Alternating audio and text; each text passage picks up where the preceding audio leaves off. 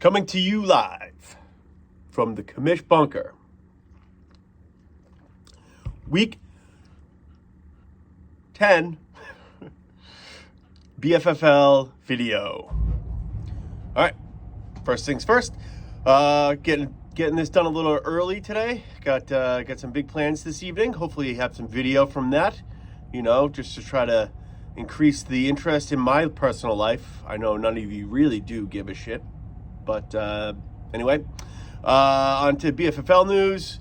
The Wise Guys roll on 9-0. They're really the story no matter what from here on out until they lose, which after what they've done to a couple teams in a row, contenders, it doesn't look promising that an L's coming anytime soon.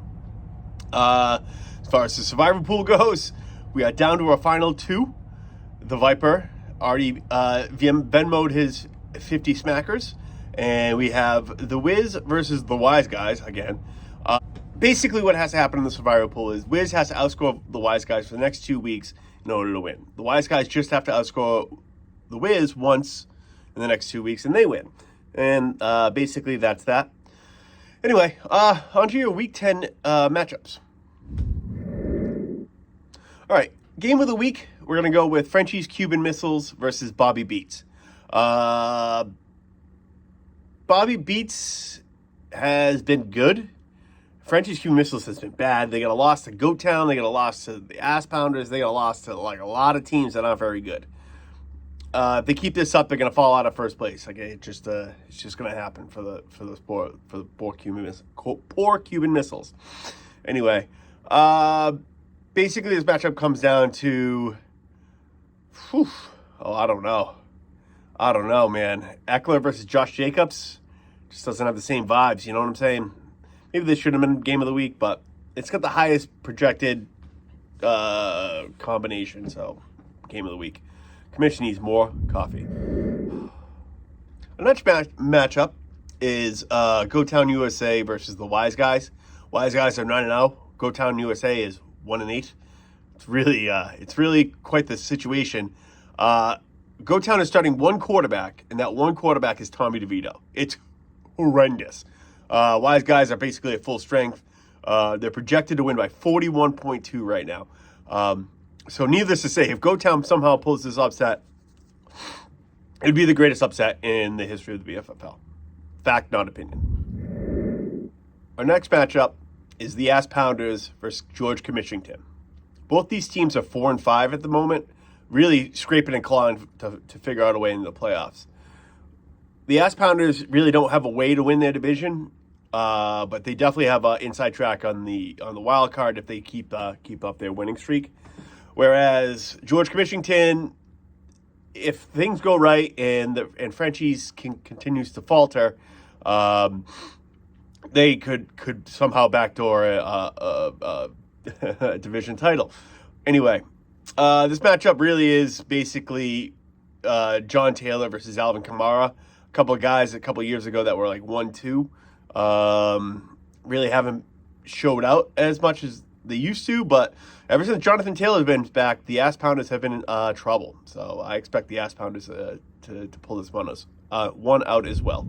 Our next matchup is the Viper versus Two Girls, One Cooper Cup. Two Girls, One Cooper Cup is projected to blow the Viper out. Now, if that happens, things get real interesting in the Dolphins division. Real interesting. Side note, this might be one of the ugliest lineups I've ever seen a 7-2 team ever put out there on the field. We have Sam Howell, who's not good. Jaleel McLaughlin, who sounds like he should be picking potatoes. Rashid Shaheed sounds like she should be running in the 13th district. And Curtis Samuel in the offensive player position. It is a goddamn disaster. Expect Two Girls, One Cooper Cup to pound the Viper this week. Ooh, the next matchup has leeks. Nope, just onions. Anyway, it's Snow's replacements versus OG primetime players. The OG primetime players are sniffing the Viper butthole big time. Viper falters one little iota, and they're going to come right up in that orifice. Anyway, so this matchup is suddenly resurgent Russell Wilson versus a suddenly starting Taylor Heineke. It's quite the matchup.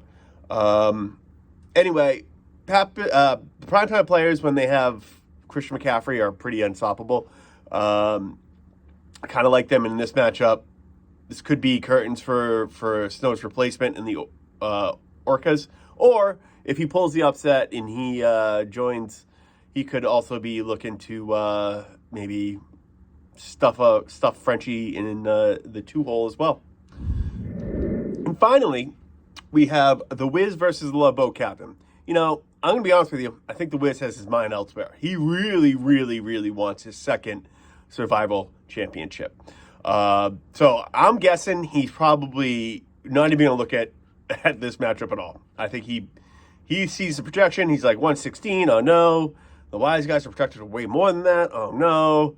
So anyway, the 1-8 Love Boat Captain finally got a little life with DeAndre Hopkins' resurgence, but I don't think they have enough to beat Josh Dobbs and Rashard White. Ooh, or Chuba Hubbard. I mean, we're talking class on top of class on top of class. Anyway, thanks for dealing with the sniffles. It's early. Anyway, Jim was not kind. Anyway, so good luck to everybody in week 10.